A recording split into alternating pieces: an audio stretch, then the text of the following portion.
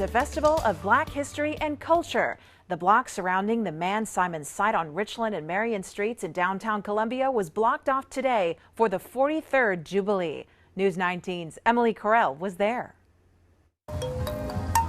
There are no maps, no highway signs that lead to Skeeter Beach, but the people know the way there.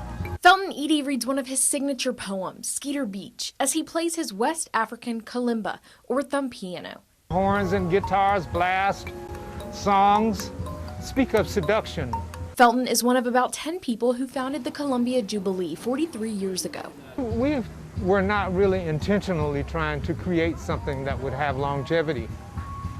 We sort of accidentally did it because we were young and spirited, and and the energy that meshed is the same kind of energy you'll see on a college campus when kids come there from LA, from South Georgia, from DC, and they all get together and they realize they have a lot more in common than they thought. And out of that energy grew this festival. The block was filled with vendors, food, and people sharing the history of their culture. I love them coming here. I love having the Jubilee Festival because it gives me a chance to share my knowledge about sweetgrass baskets, about where it originated and how it got to this country and how it's done, and that it's an African art and a South Carolina art. And the purpose was to come together and to educate people about the American Civil War, its significance, and the role that African Americans played in it.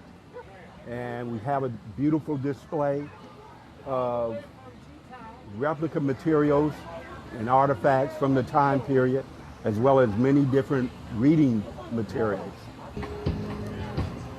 This is a good idea. It's mixing culture, community, and education. And I like coming.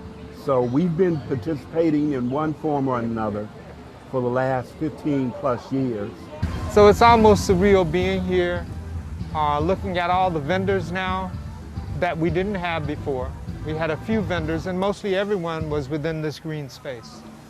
And so it's great to see that it's growing and that the Historic Columbia Foundation is recognizing the history of this house and acknowledging it on an annual basis.